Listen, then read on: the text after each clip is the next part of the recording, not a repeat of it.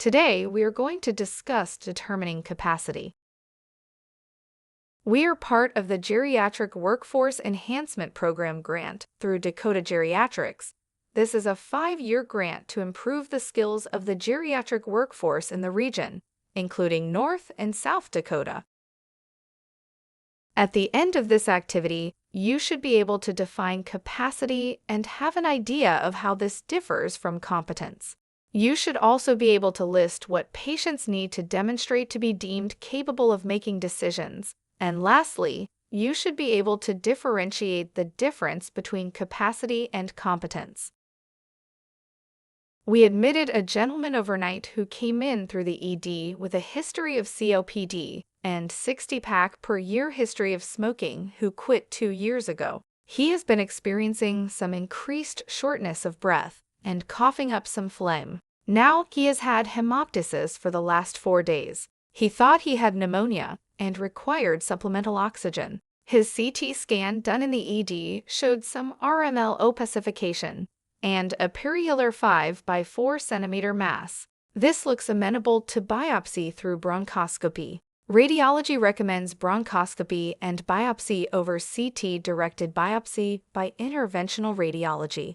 He screened positive by mini-cog for possible cognitive impairment and has not had formal cognitive function testing done. The healthcare team has tasked you with getting informed consent for his procedure, and nursing staff have voiced that they are concerned he may not have capacity to make that decision.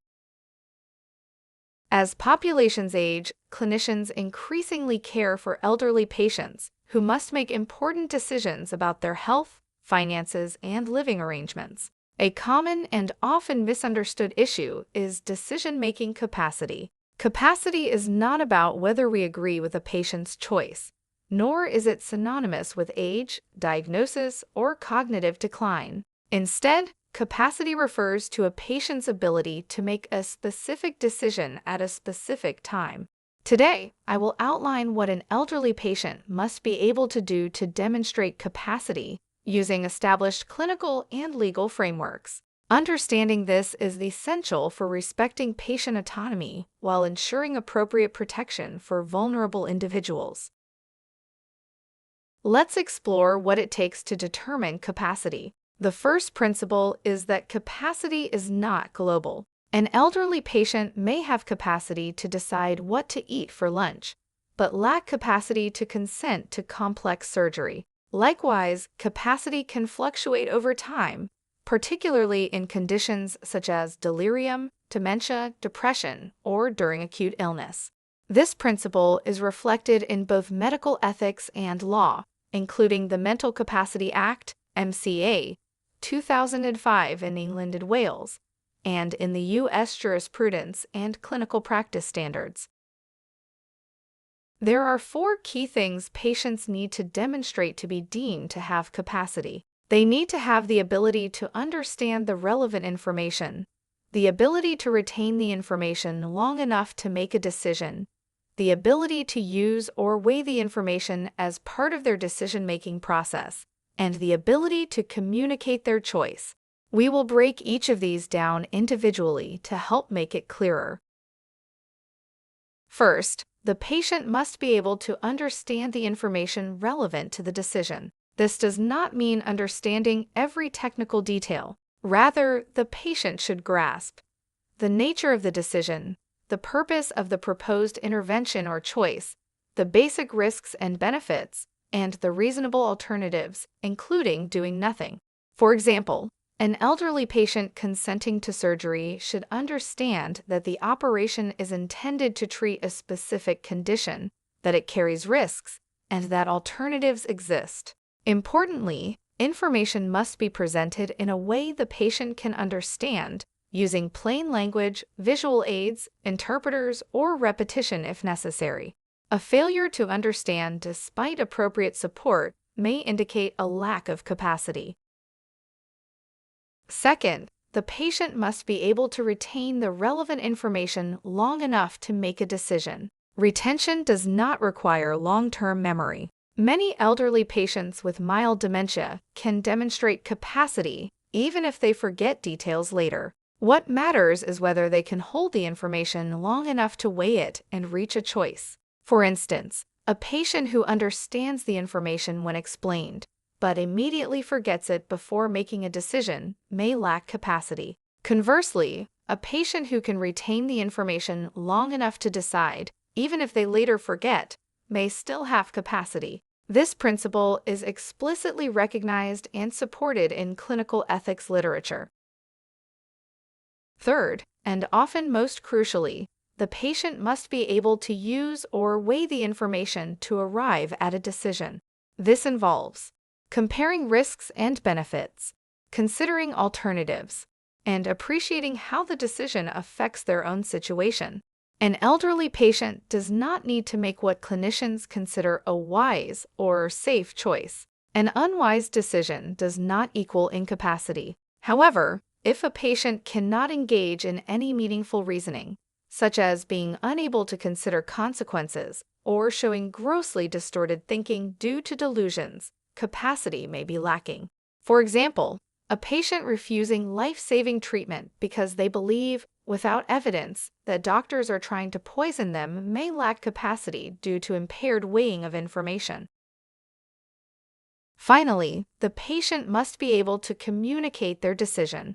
Communication does not need to be verbal. Patients may communicate through writing, gestures, assistive devices, or interpreters. What matters is that the decision is clear, consistent, and attributable to the patient. If a patient cannot communicate a choice by any means, they cannot demonstrate capacity for that decision. Ethically and legally, adults, including elderly patients, are presumed to have capacity unless proven otherwise. The burden is on the assessor, not the patient, to justify a finding of incapacity. Clinicians have a duty to support capacity by treating reversible causes such as infection or delirium, optimizing hearing, vision, and language access, allowing time and a calm environment, and repeating or simplifying information. Failure to provide such support can result in an incorrect determination of incapacity.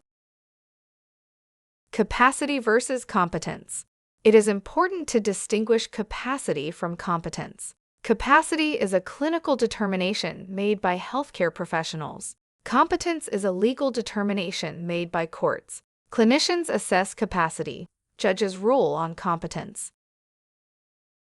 Let's return to our case to highlight these concepts. We presume he has capacity but need to confirm through our visit that he can decide on whether to have this procedure today. We tell him what we found on a CT scan and ask him to tell us in his words what he understands from what we told him. He does seem to understand that this could be a cancer and that we need to try to make a diagnosis by doing a biopsy.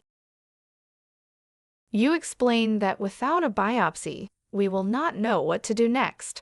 This could get worse and spread more, and it is obstructing part of the lung, leading to a pneumonia behind it. You explain we can do nothing and treat the pneumonia, and not know if this is a cancer or not. This could get worse, and he could potentially die from this. We could proceed with the bronchoscopy and biopsy, which with his COPD can be more difficult and cause some hypoxia during the procedure, which can cause some injury or need for intubation. We could do a CT-guided biopsy that is more likely to cause his lung to collapse and could result in him needing a chest tube, possible intubation, and possible ventilator, which with his COPD can be harder to get him off of the ventilator. You ask him if he understands the risks, and he asks, "If I was your father, what would you recommend?" You tell him it is his decision, that when your father asked you a similar question, and he wanted to be around for his 50th wedding anniversary, you had recommended he do the procedure, as it gave him the best chance of treating this. He looked at his wife and asked her what she thought he should do, and she said, "I think you should do the bronchoscopy." You ask if he can tell you what the risks were, and he said that it might be more difficult and he might need a ventilator. Then you asked if he felt the benefits were worth that risk, and he said yes. Mr. H's granddaughter, who is a speech therapist at the hospital, comes and joins the conversation. You ask Mr. H if he can tell his granddaughter what we recommend and what he would like to do. He tells her that they want to stick a tube down into my lung to get a piece of this growth, and that it might help to know what this is. She asks him, "Grandpa, what would you like to do?" And he says, "I think I want to have them do that so we know."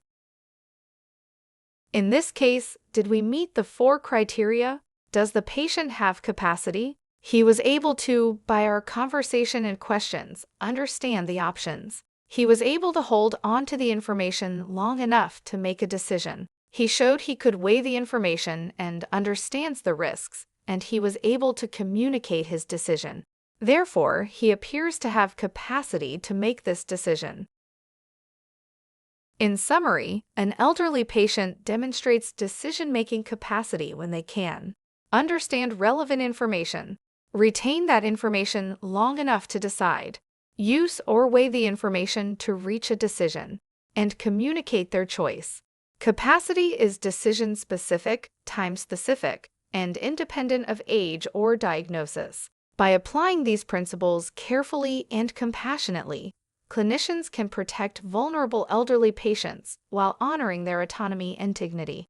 There are some tools that can be used to help with the capacity determination, such as the ACE, the Aid to Capacity Evaluation, which we will discuss in another lecture.